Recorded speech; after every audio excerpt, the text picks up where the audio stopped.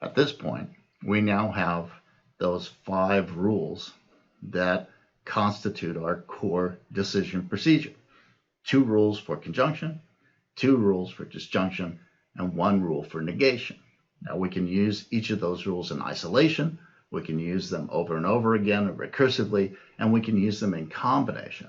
And so even though this is a pretty simple system, well, as we'll see, if we're careful and apply the rules in the appropriate way, analyze the problem in the appropriate way, we can actually calculate the probability of a large swath of complex events if we know the probability of their simple constitutive events.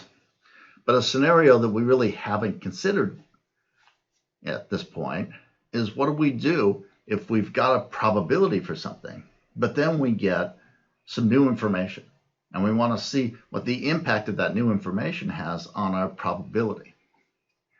So that's where the Reverend Thomas Bayes came in. What the Reverend Thomas Bayes did was figure out how we can update our probability in light of new evidence or data.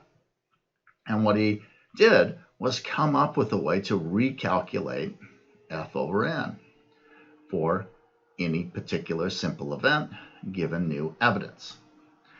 So how would you do that? Well, we're going to look at this very limited version. We've got 2 mutually exclusive and jointly exhaustive possible outcomes. There's only 2 ways the world could go, A1 or A2. It can't be both, it can only be one, and one of them has to happen. Okay? We've got our bit of evidence, that'll be B here.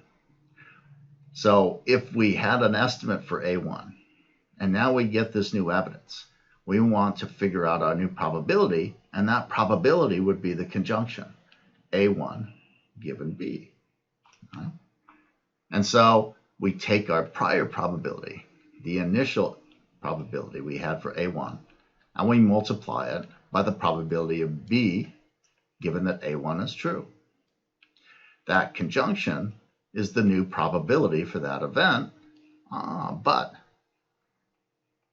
we have to figure out our N as well. And so this is one possible way the world could turn out. So we put it down here in our denominator, as well as up here in our numerator. Here's our favorable outcome. Here's that favorable outcome as listed as one of our possible outcomes. Here's our other possible outcome, A2.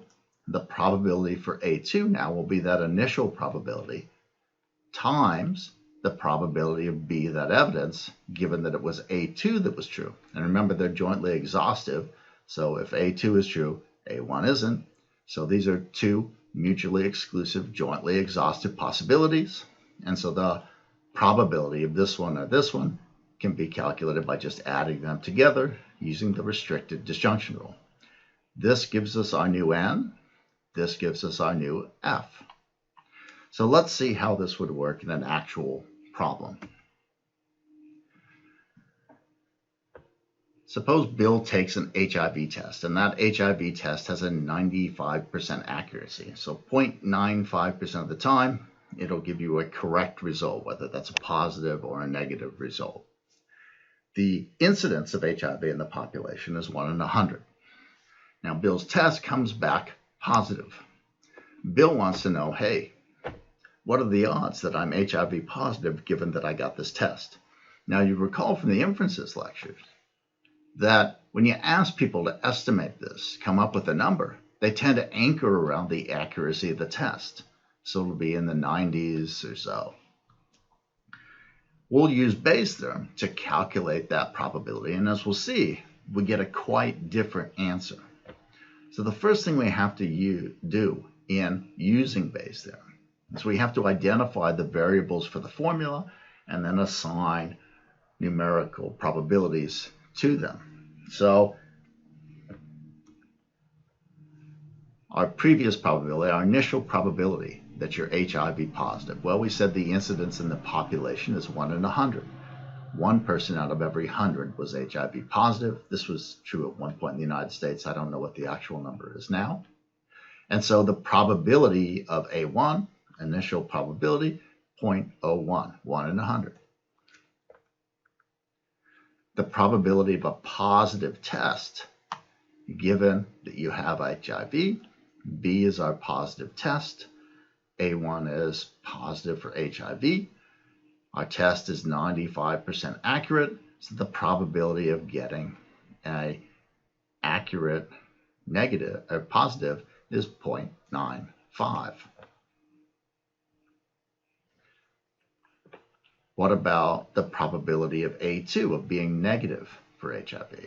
Well, probability of A2 is going to equal 99 over 100. Everyone who isn't positive.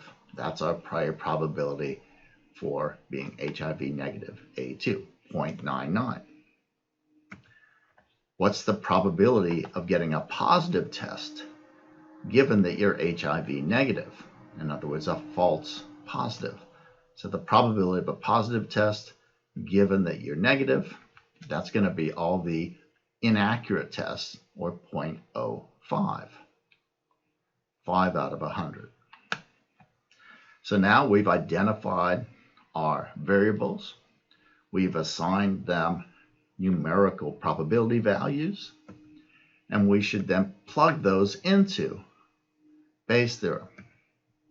And we get 0.01, probability that you're HIV positive, times 0.95, the probability that you have a positive test given that you're positive, favorable outcome, one possible outcome, the probability that you're negative, initially 0.99, based on 99 out of 100 people not being positive, times 0.05, the probability of getting a positive test given that you're negative, i.e. a false positive, 0.05, the inaccurate test.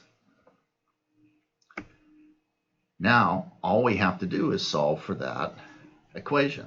So we multiply 0.01 times 0.95 and we get 0.095 up here and down here. We multiply 0.99 times 0.05 and we get 0.0495. We add these together, we divide this by their sum, and we get 0.161. Now, definitely higher than 0.01, our initial probability, but it's nowhere near what people are likely to estimate, namely 0.95 or somewhere around 0.95 is the new probability. So Bayes' theorem can be very useful in calculating probabilities given new evidence and updating your probabilities in light of that new evidence.